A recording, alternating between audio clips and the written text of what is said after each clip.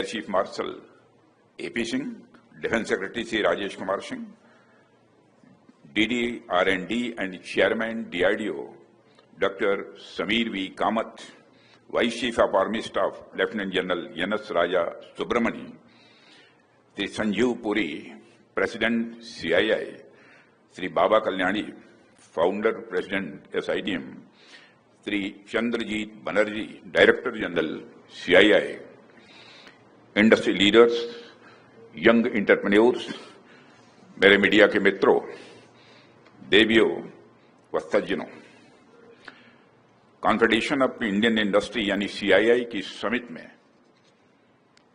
आने का आदेश मुझे प्राप्त हुआ था आपके CII के प्रेसिडेंट मिस्टर संजय पुरी और बाबा कल्याणी। मैंने कहा कि दो बड़ी हस्तियों का आदेश है, इसलिए मुझे निश्चित रूप से इस कार्यक्रम में जाना चाहिए। और आज मैं आप सबके बीच यहां कार्यक्रम में उपस्थित हूं और इस कार्यक्रम में आकर सचमुच मुझे आप लोगों का जज्बा, आप लोगों का उत्साह देखकर मुझे बेहद खुशी हुई है। सबसे पहले तो मैं आप सभी को भारत के दुनिया के 4th लार्जेस्ट इकोनॉमी बनने की बधाई देता हूं।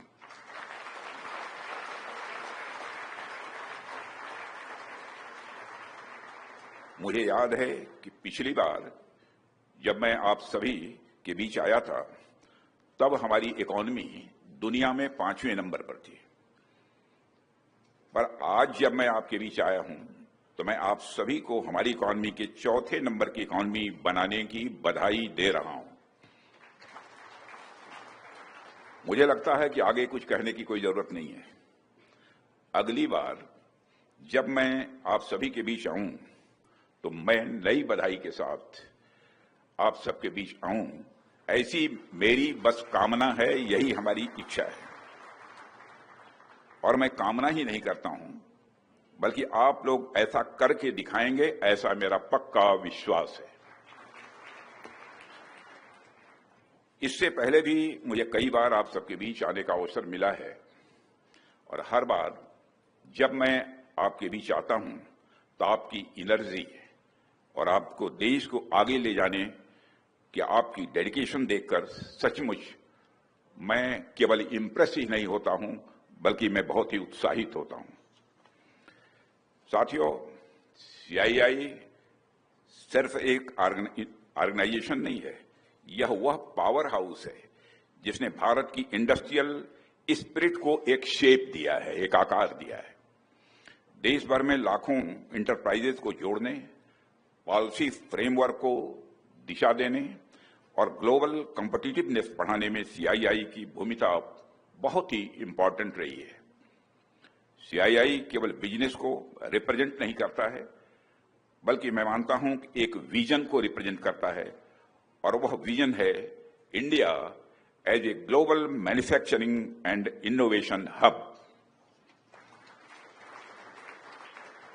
साथियों, यहां मौजूद हर एक व्यक्ति इंडियन एंटरप्राइज का एक सिंबल है। आपने इस समिट का नाम बिजनेस समिट 2025 रखा हुआ है, लेकिन मैं इसे देश की स्ट्रेंथ, रेजिलियंस और सेल्फ रिलायंस की समिट मानता हूं। आप सब वो लोग हैं जिन्होंने भारत को आत्मनिर्भर बनाने की यात्रा में एक इंजन की तरह काम किया है, पावरफुल इंजन की तरह आपने काम किया है।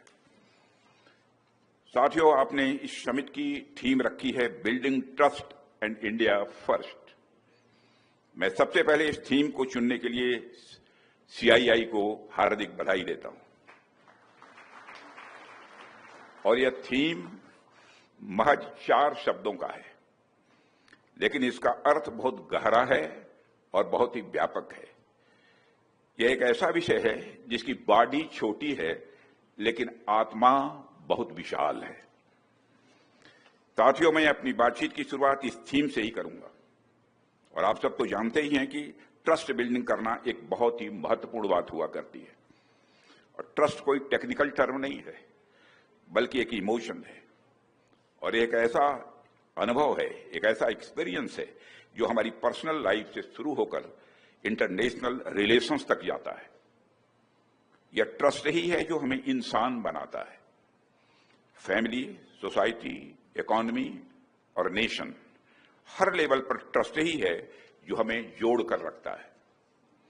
हमारे जीवन में जो सबसे नायाब, जो सबसे कीमती चीजें होती हैं, ट्रस्ट को मैं उनमें से सबसे महत्वपूर्ण समझता हूं। और यह मैं बस कहने के लिए नहीं कह रहा हूं, अपने अनुभव की बात आप सबके सामने रख रहा हूं। हमारे जीवन में अनेक ऐसे अवसर आते हैं जब हमारे पास भले ही कुछ न हो, पर हमारे पास एक भरोसेमंद, एक ट्रस्टवर्दी इंसान होता है, तो हमें लगता है कि अब हम कंप्लीट हैं, अब हम परफेक्ट हैं। वह चाहे परिवार हो, समाज हो, ऑफिस हो, दफ्तर हो या कहीं और हो। कोई व्यक्ति भले ही वह योग्यता थोड़ी कम रखता हो, भले ही वह नॉलेज थोड़ी कम रखता हो, भले ही उसके अंदर स्किल्स कुछ कम हो, लेकिन अगर वह ट्रस्टवर्दी है तो समझिए कि आपके पास एक बहुत बड़ी निधि है, आपके पास एक बहुत बड़ा एसेट है। साथियों, हमारे यहां ऋषियों मनीषियों ने अगर स्वदेशो भुवन त्रयम, यानी 3 लोक ही हमारा स्वदेश है, हमारा परिवार है, यह अवधारणा दी है, तो उन्होंने एक तरह से मानव मात्र और जड़ चेतन के प्रति ट्रस्ट की ही बात की है। राजा दशरथ ने अगर प्राण जाहु पर बचन न जाइए कहा, तो यह वचन विश्वास का ही प्रतीक है। एक बार आपने किसी को वचन दे दिया तो सामने वाला आपके वचन को सिर्फ इसलिए स्वीकार करता है क्योंकि उसे आपके ऊपर विश्वास है कि आप वह वचन किसी भी सूरत में तोड़ेंगे नहीं।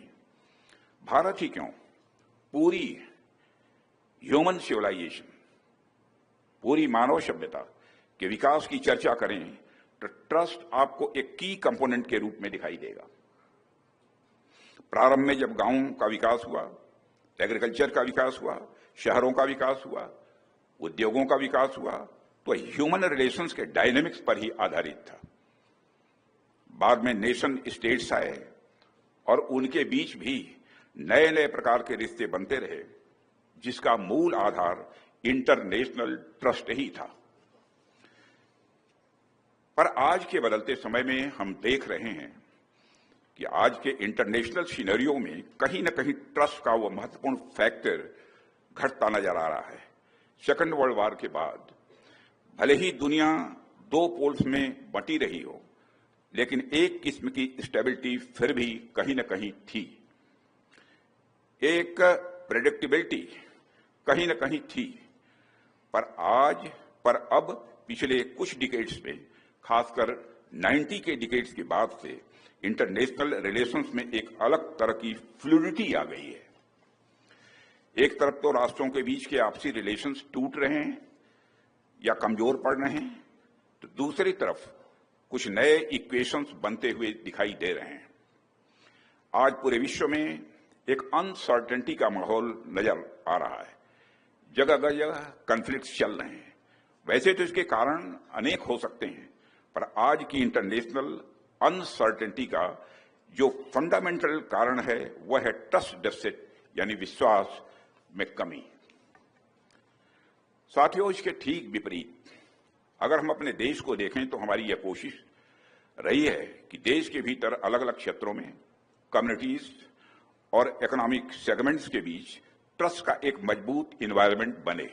यह हम लोगों की कोशिश रही है और इन एफर्ट से हमने अभूतपूर्व कामयाबी हासिल की है, जिनके कुछ उदाहरण मैं आप सबके सामने यहां रखना चाहता हूं। पहले उदाहरण के रूप में मैं आप सभी से जीएसटी यानी गुड्स एंड सर्विसेज टैक्स का जिक्र करना चाहूंगा। एक ऐसा रिवॉल्यूशनरी रिफॉर्म जिसमें हमने न केवल ईज ऑफ डूइंग बिजनेस को ही बेहतर बनाया है, बल्कि सेंटर और स्टेट्स के बीच के संबंधों को भी सही मायनों में कोऑपरेटिव फेडरलिज्म को बल दिया है। यह केवल एक टैक्स सिस्टम नहीं है, बल्कि एक नेशनल इकोनॉमिक इंटीग्रेशन मॉडल है जो सेंटर और स्टेट्स के बीच ट्रस्ट के फाउंडेशन पर यह बना हुआ है। आज सेंटर, स्टेट्स और यूनियन टेरिटरीज फेडरल ट्रस्ट को बढ़ावा देते हुए समान रूप से जीएसटी के प्लेटफॉर्म पर हैं। साथियों, ट्रस्ट बिल्डिंग का दूसरा बड़ा उदाहरण है यूपीआई, यानी यूनिफाइड पेमेंट्स इंटरफेस। आज भारत में डिजिटल ट्रांजैक्शंस के क्षेत्र में यूपीआई एक गेम चेंजर के रूप में उभर कर आया है।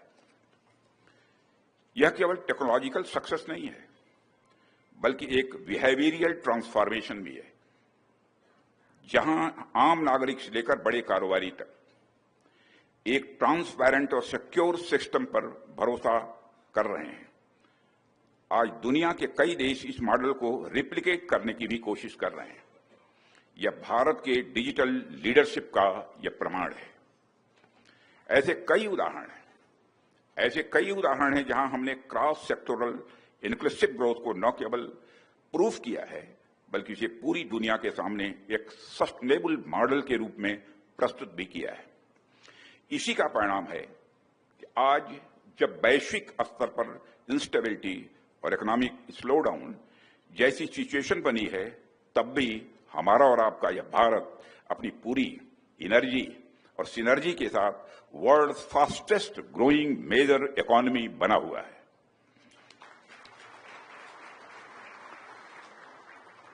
साथियों, जब मैं आपके सामने मौजूद हूं, तो मुझे यह कहते हुए गौरव की अनुभूति हो रही है कि प्रधानमंत्री श्री नरेंद्र मोदी जी के नेतृत्व में हमारा देश आज दुनिया की 4th लार्जेस्ट इकोनॉमी बन चुका है। और यह केवल कोई इकोनॉमी की साइज बढ़ने भर की बात नहीं है, यह दुनिया का भारत पर और भारत का अपने ऊपर लगातार बढ़ते हुए भरोसे की, विश्वास की बात है। हाल ही में आई मूडीज की रिपोर्ट भी आप सभी ने देखी होगी। वह मूडीज की रिपोर्ट भी इस बात को हाईलाइट करती है कि कैसे भारत अपनी स्ट्रांग डोमेस्टिक ग्रोथ ड्राइवर्स जैसे प्राइवेट कंजम्पशन, मैन्युफैक्चरिंग कैपेसिटी और इंफ्रास्ट्रक्चर डेवलपमेंट की बदौलत ग्लोबल डिसरप्शंस को न केवल ओवरकम कर रहा है, बल्कि लगातार बेहतर प्रदर्शन कर रहा है। आज हम चुनिंदा देशों में हैं जिनकी इकोनॉमिक रेजिलियंस और पॉलिसी स्टेबिलिटी पर ग्लोबल कॉन्फिडेंस यानी वैश्विक विश्वास लगातार बढ़ता जा रहा है। यानी यह भारत की केवल विकास यात्रा नहीं है, यह भारत की विश्वास यात्रा है। साथियों, एक रक्षा मंत्री के रूप में मुझे यह कहते हुए बेहद खुशी होती है कि भारत के लगातार आगे बढ़ती यात्रा में देश का डिफेंस सेक्टर भी अपनी एक महत्वपूर्ण भूमिका निभा रहा है। पिछले एक दशक में सरकार के द्वारा लिए गए कई इनिशिएटिव्स के कारण भारत का डिफेंस सेक्टर एक नई ऊंचाई तक पहुंच चुका है। 10 से 11 साल पहले जहां हमारा डिफेंस प्रोडक्शन अप्रॉक्सीमेटली 43,000 करोड़ हुआ करता था, वही आज बढ़कर 1,46,000 करोड़ तक के रिकॉर्ड आंकड़े तक पहुंच चुका है। और हम सब के लिए संतोष की भी बात है, गौरव की भी बात है कि इसमें 32,000 करोड़ रुपए से अधिक का कंट्रीब्यूशन प्राइवेट सेक्टर का रहा है। इसके लिए मैं आप सबको बधाई देता हूं। इसके साथ हमारा डिफेंस एक्सपोर्ट जो 10 साल पहले 1,000 करोड़ रुपए से भी कम हुआ करता था, 600-700 करोड़, वो आज मोर देन 24,000 करोड़ रुपए के रिकॉर्ड आंकड़े को पार कर चुका है। आज सिर्फ हथियार नहीं, बल्कि हमारे सिस्टम्स, सब सिस्टम्स, कंपोनेंट्स और सर्विसेज भी दुनिया के 100 से ज्यादा कंट्रीज तक पहुंच चुके हैं। साथियों, आज देश में 16,000 से अधिक एमएसएमई डिफेंस सेक्टर से जुड़ी हुई हैं। मोर देन 16,000 से अधिक एमएसएमई डिफेंस सेक्टर से जुड़ी हुई हैं।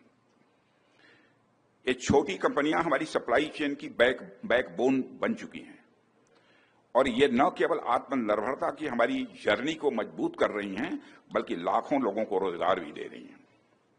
आज हम सिर्फ फाइटर प्लेन्स या मिसाइल सिस्टम नहीं बना रहे हैं, बल्कि हम न्यू एज वारफेयर टेक्नोलॉजी के लिए भी तैयार हो रहे हैं। हमारे होम ग्रोन सिस्टम ने आज ऑपरेशन सिंदूर के दौरान पूरी दुनिया को चौंकाते हुए यह साबित कर दिया है कि हम दुश्मन के किसी भी कवच को भेदने की ताकत रखते हैं।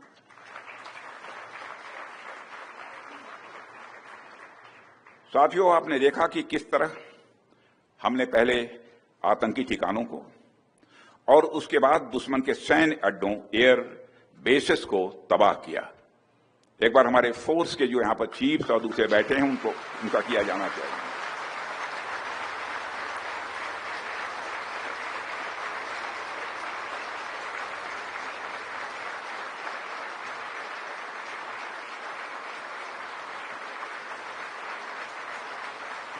Thank you very much. मैं रोकूंगा नहीं तो रुकेगा नहीं। वैसे साथियों, करने को हम कुछ और भी कर सकते थे।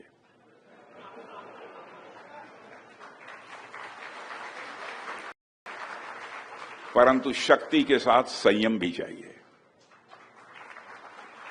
शक्ति और संयम, इन दोनों का समन्वय का हमने दुनिया के सामने एक शानदार उदाहरण पेश किया है। हम और कुछ कर सकते थे, लेकिन संयम भी बढ़ता है। ऐसा है तो कि शक्ति और संयम हुआ था तब ऐसी दोनों का एक शानदार उदाहरण हमने दुनिया के सामने पेश उसमें रहे थे। आत्मनिर्भरता के बैनर के तले आज हम क्रिटिकल और फ्रंटियर टेक्नोलॉजीज पर केसेस आए हैं उसमें कोई लगातार सफलता वाली हासिल कर बात रहे नहीं हैं। है। ये केवल आर्टिफिशियल इंटेलिजेंस, तरफ से एक साइबर डिफेंस, कंसर्न वाली फंडामेंटल बात नहीं है, सिस्टम्स इंटरेस्ट और स्पेस बेस्ड सिक्योरिटी के क्षेत्र में भारत की हमें थोड़ा सा पकड़ विजिलेंट अब रहना है। ग्लोबल स्टेज पर मजबूती से स्थापित हो रही है। कंसर्न वाली बात नहीं है कि हमें परेशान होना है। साथियों, आपको जानकर यह खुशी होगी कि रक्षा क्षेत्र में सेल्फ रिलायंस, अगर आत्मनिर्भरता को बढ़ावा देने के लिए अभी 2 दिन पहले व्यवस्थाएं हैं और सभी लोग अलर्ट प्रोजेक्ट को, जिस तरीके से एडवाइजरी जो जारी जो 5th generation fighter aircraft Bharat में ही बनाने का प्रोजेक्ट है, उसको आगे बढ़ाने की एग्जीक्यूशन मॉडल को मंजूरी दे दी है। नहीं, वही है कि जो आपको प्रिकॉशन वाली बात थी कि अगर आपको खांसी और डिसाइसिव, यह बहुत ही डिसाइसिव डिसीजन लिया गया खांसते छींकते समय जो भारत की डिफेंस रुमाल कैपेबिलिटीज रखना है या को मजबूती प्रदान करने के साथ साथ रखे कि वो इस देश स्प्रेड में ना हो। एरोस्पेस बस सेक्टर यही को एक सावधानी डेप्थ है। और अगर और एक किसी को नई हाइट प्रदान प्रोलॉन्ग करेगा। करते हैं तो एमका अपना प्रोजेक्ट के टेस्ट करा अंतर्गत लेने आज की बात होती है। 5 देखिए, प्रोटोटाइप कोविड के डेवलप करने की जो योजना अभी जितने भी केसेस जिसका बाद में पकड़ में आए हैं, सीरीज जिनकी प्रोडक्शन होगा। पुष्टि हुई है, उसका जो यह निर्णय वेरिएंट मेक इन है इंडिया प्रोग्राम के वो इतिहास उतना में हानिकारक मील का नहीं है जैसे कि पूर्व माना में जाना चाहिए, क्योंकि पहली सेकेंड बार वेव, किसी दूसरी मेगा वेव के डिफेंस दौरान प्रोजेक्ट था। में परंतु पब्लिक सेक्टर कंपनियों उसकी के दस्तक साथ-साथ देना, प्राइवेट सेक्टर हर ने जगहों भी पे केसेस का पार्टिसिपेट बढ़ना करने का उसे से मौका पूरे मिलेगा। विश्वविद्यालय परिसर को सैनिटाइज कर दिया गया, सावधान कर दिया गया है। साथियों, उसके जो ऑपरेशन भी सिंदूर में प्रिकॉशंस थे, जो उसमें पूरे बचाव देश की के जनता ने मेक इन तरीके इंडिया पहले अभियान की बताए गए सफलता थे को वो देखा, किए जाएं। जितने समझा मरीजों को सांस फूल रही और है उसे या महसूस बुखार है, उनकी प्रॉपर आज ये टेस्टिंग हो, साबित हो चुका है उनसे मेक इन लोगों इंडिया को दूर रखा जाए भारत की और जिन सिक्योरिटी मरीजों में और भी शंका हो प्रॉस्पेरिटी दोनों के उन्हें लिए डायग्नोज बेहद करके जरूरी उनका है। प्रॉपर इलाज, ऑब्जर्वेशन करके साथियों, उन्हें भारत की आइसोलेशन में नेशनल रखा जाए। सिक्योरिटी में यहाँ पर मेक इन डॉक्टरों इंडिया को भी अलर्ट रखा गया है। एक यहाँ इसेंशियल डॉक्टरों को भी कंपोनेंट अलर्ट किया गया है कि अपने दिमाग यदि में हमारे पास ये कोविड की क्षमता नहीं संभावना होती रखें तो और जो भारत भी की मरीज सेनाएं इस तरह से दिखें पाकिस्तान के निचले उसके हिस्से ऊपर से उचित लेकर ध्यान पीओके देकर तक, उनको आइसोलेट करके उनका इलाज। पाकिस्तान के निचले हिस्से से लेकर पीओके तक आतंकवाद के खिलाफ इतनी प्रभावी कार्रवाई नहीं कर पाती।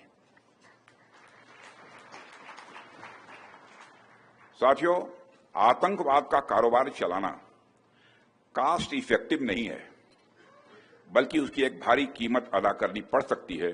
इसका अंदाजा आज पाकिस्तान को हो चुका है।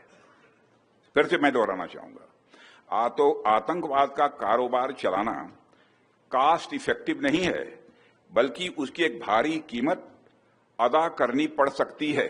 इसका अनुमान आज पाकिस्तान को हो चुका है। हमने आतंकवाद के खिलाफ भारत की स्ट्रेटजी और रिस्पांस दोनों को रीडिजाइन और रीडिफाइन किया है। हमने पाकिस्तान के साथ अपने एंगेजमेंट और स्कोप ऑफ डायलॉग को रीकैलिब्रेट किया है। अब जब भी बात होगी, केवल आतंकवाद पर बात होगी, पीओके पर बात होगी और किसी दूसरे मुद्दे पर पाकिस्तान के साथ बात नहीं होगी।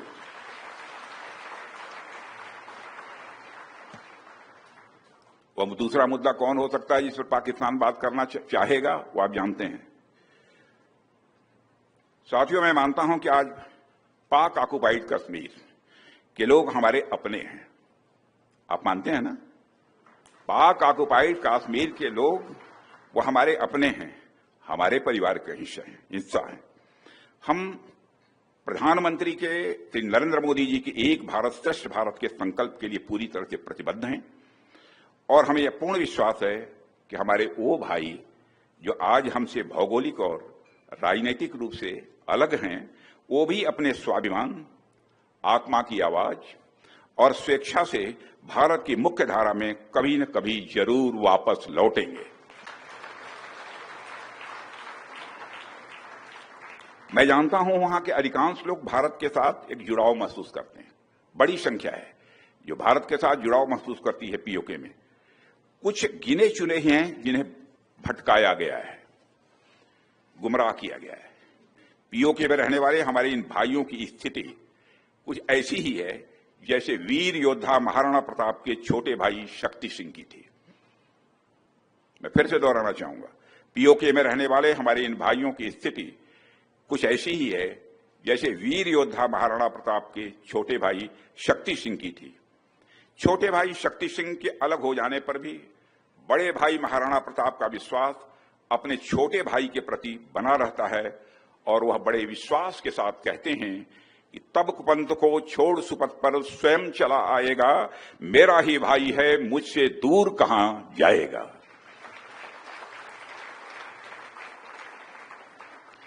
भारत हमेशा ही दिलों को जोड़ने की बात करता है और हमें विश्वास है कि प्रेम, एकता और सत्य के मार्ग पर चलकर वह दिन दूर नहीं जब हमारा ही अंग पीओके स्वयं लौटकर कहेगा, मैं भारत हूं, भारत ही हूं, मैं वापस आऊंगा। और वापस आया हूं, मैं भारत ही हूं, मैं वापस आया हूं, यह पीओके कहेगा, ऐसा मेरा पक्का विश्वास है। पीओके की भारत से एकजुटता इस देश की सांस्कृतिक, सामाजिक और आर्थिक समृद्धि पर निर्भर करती है। साथियों, जब मैं मेक इन इंडिया के माध्यम से प्रॉस्पेरिटी की बात करता हूं तो मेरी बात सिर्फ डिफेंस मैन्युफैक्चरिंग तक ही सीमित नहीं है। मेक इन इंडिया हमारे लिए यह डिफाइनिंग मूवमेंट है जो 20वीं शताब्दी में जापान में आया था। हम जापान की तरह ही इंजीनियरिंग, हाई प्रिसीजन मैन्युफैक्चरिंग और फ्यूचर टेक्नोलॉजी के लिए एक डेवलपमेंट हब बन सकते हैं, ऐसा मेरा विश्वास है। साथियों, भारत में टैलेंट की कमी नहीं है। दुनिया की अधिकांश बड़ी बड़ी कंपनियों में भारतीय ओरिजिन के लोग बड़ी संख्या में काम कर रहे हैं। जैसे जापान ने अपनी टेक्नोलॉजी और मैन्युफैक्चरिंग की एक अलग पहचान पूरी दुनिया में बनाई है, वैसे ही भारत की टेक्नोलॉजी और मैन्युफैक्चरिंग भी पूरी दुनिया में जब स्थापित होगी तो उसके बाद हम जब एक पेन भी बनाएंगे तो उसकी ब्रांडिंग हम इंडियन टेक्नोलॉजी द्वारा निर्मित कहकर कर सकेंगे। यानी मेक इन इंडिया के माध्यम से भारत में बनी हर चीज पर प्रीमियम होगा, जैसे कभी मेड इन जापान का होता था। यह हमारे देश में प्रॉस्पेरिटी यानी समृद्धि के नए द्वार खोलेगा। साथियों, यह हम सबका अनुभव है। हमने देखा भी है कि अगर सरकार और इंडस्ट्री एक साथ मिलकर चलें तो क्या कुछ संभव नहीं हो सकता है, यानी सब कुछ संभव हो सकता है। प्रधानमंत्री जी की लीडरशिप में आज भारत सिर्फ डिफेंस टेक्नोलॉजी का कंज्यूमर नहीं रहा, बल्कि प्रोड्यूसर और एक्सपोर्टर भी बन गया है और उस दिशा में तेजी से आगे बढ़ भी रहा है। और जब दुनिया हमें हाई एंड डिफेंस सिस्टम्स के लिए अप्रोच करती है तो यह सिर्फ मार्केट इंडिकेशन नहीं होता है, बल्कि यह भारत की कैपेबिलिटी का सम्मान होता है। साथियों, आज इंडियन इंडस्ट्री ने देश के भविष्य की दिशा तय करने का जो मंच तैयार किया है वह वास्तव में प्रशंसनीय है। मुझे लगता है कि भारतीय इंडस्ट्री आज भारत के कलेक्टिव एस्पिरेशंस की भी संवाहक है।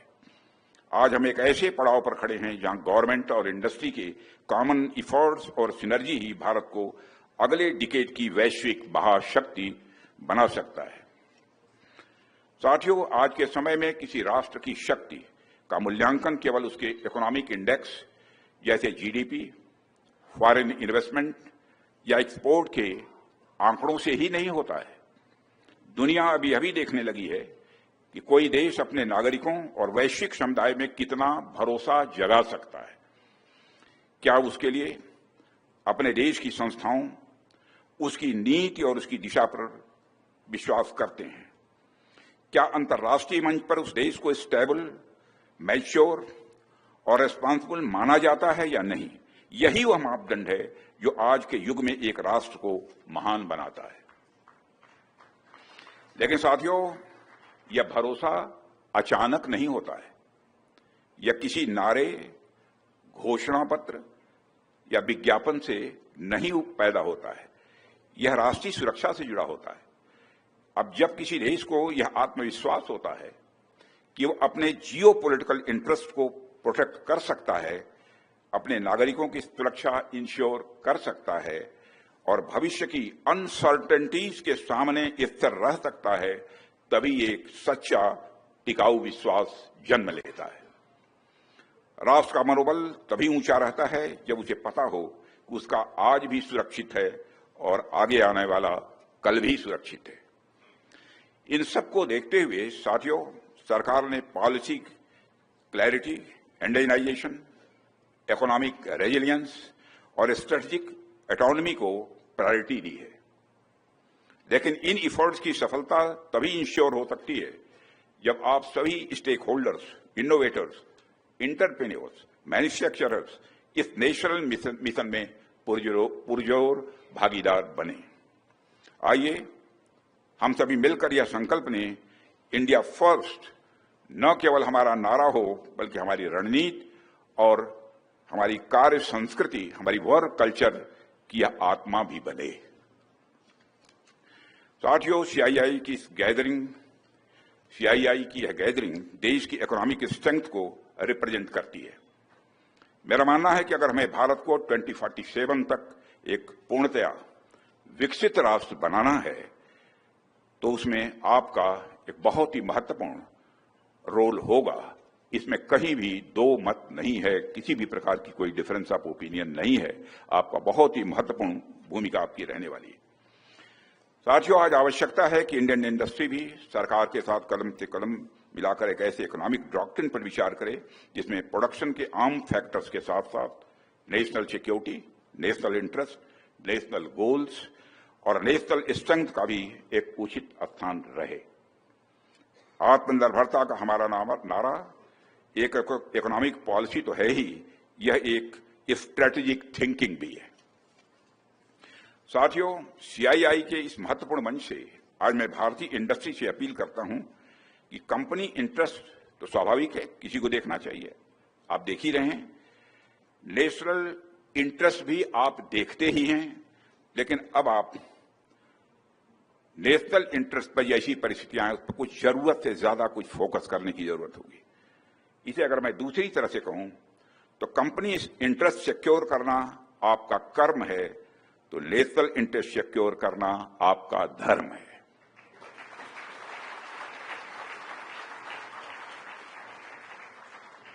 क्योंकि एक मजबूत राष्ट्र का निर्माण उसके सभी सेगमेंट्स हैं, सभी सेगमेंट्स का यह धर्म है। जैसा कि आपने, अब उसकी चर्चा नहीं करूंगा, छोड़ देता हूं। मैं ले जाना चाहता था ऑपरेशन सिंदूर की तरफ, लेकिन मैं नहीं ले जाऊंगा, वो कभी होगा तो देखेंगे।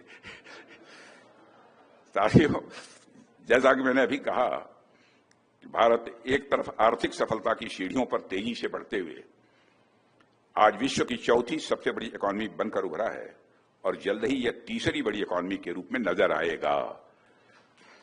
पर साथ ही आज के हमारे चैलेंजेस भी लगातार बड़े होते जा रहे हैं। ऐसे में मैं मानता हूं कि सीआईआई जैसी संस्था का रोल और भी महत्वपूर्ण हो जाता है। पूरा देश आपको और भारतीय इंडस्ट्री को एक विशेष उम्मीद, और केवल उम्मीद ही नहीं बल्कि पूरे विश्वास के साथ देख रहा है।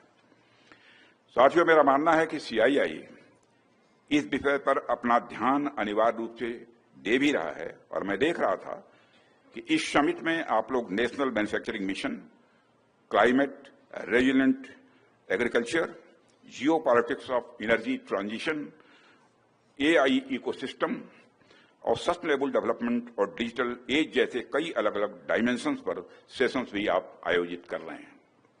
या आपके कॉम्प्रिहेंसिव आउटलुक और नेशनल इंटरेस्ट पर काम करने का आपका जो रिजॉल्व है, उस रिजॉल्व को यह दर्शाता है।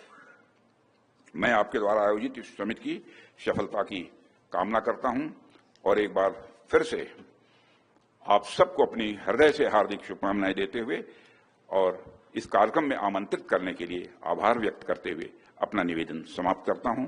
आप सबको बहुत बहुत धन्यवाद।